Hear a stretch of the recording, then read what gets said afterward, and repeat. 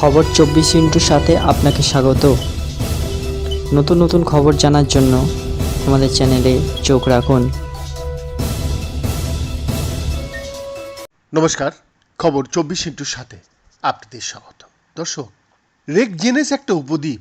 সেই উপদ্বীপে সাম্প্রতিক লাভাগুলি সরাসরি ম্যান্টেল থেকে বিস্ফোরিত হয়েছে বলে মনে করা হয়েছিল, কিন্তু ভূরাসায়নিক প্রমাণ দেখায় যে ম্যাগমাটি 2021 সালে শুরু হওয়ার ফ্র্যাগডাল সাবজল ফায়ার এর ফলে পৃথিবীর ভূত্বকের ভূগর্ভস্থ গলে যাওয়া থেকে আসা, যেটাকে বলে লাভা।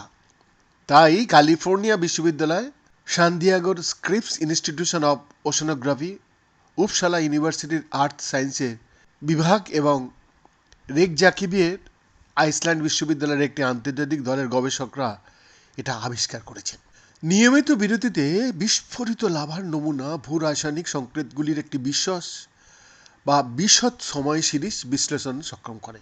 এগুলি দেখায় যে অগ্নুৎপাতের সূচনাটি ম্যাগমা দ্বারা হয়েছিল, যা কিছু সময়ের জন্য ভূত্বকের মধ্যে ছিল, বা ম্যাগমা সরাসরি ম্যান্টেল থেকে আরোহণের প্রাথমিক অনুমান করা হয়েছিল।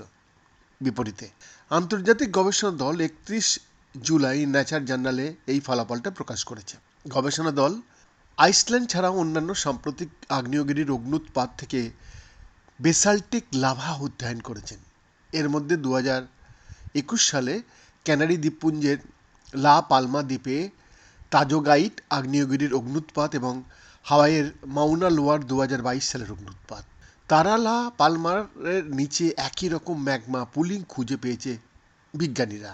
স্ক্রিপস ইনস্টিটিউট অফ ওশেনোগ্রাফির জিও সায়েন্সের অধ্যাপক এবং এটির প্রধান লেখক জেমস ডে বলছেন, পদ্ধতিগত লাভা নমুনা এবং পরীক্ষাগারে গঠনগত পরিবর্তনগুলির পরবর্তী বিশ্লেষণ আগ্নেয়গিরিকে গভীরতায় কি খাওয়াচ্ছে তা বোঝাতে সহায়তা করে। এটা অনেকটা কারো রক্তের নিয়মিত পরিমাপের মতো। এক্ষেত্রে আগ্নেয়গিরির রক্ত হলো গলিত লাভা, যা এটি থেকে এত দর্শনীয়ভাবে নির্গত হয়, তিনি যোগ করেন। বিশেষত পূর্ববর্তী গবেষণায় পরামর্শ দেওয়া হয়েছিল যে ভূত্বকের সাথে মিথস্ক্রিয়া ছাড়াই ভূপৃষ্ঠ থেকে ফ্র্যাগডাল সাবজল ফায়ারগুলি বিস্ফোরিত হয়েছিল। দলটি আগ্নেয়গিরির নিচে কী ঘটেছে তা বোঝার জন্য মৌল ওসমিয়ামের আইসোটপিক রচনা ব্যবহার করেছিলেন এবং পৃথিবীকে কয়েকটি স্তরে তারা বলছেন বিভক্ত করা যেতে পারে।